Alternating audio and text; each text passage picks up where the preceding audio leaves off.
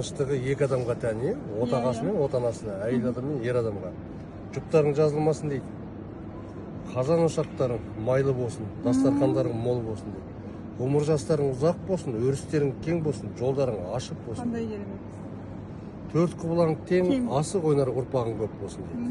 Мына жерде жатқан кәріжілік осы үйді қорғап жатқан, қолына қару алған батыр іспеттес, болмаса құрық ұстаған бақташ іспеттес.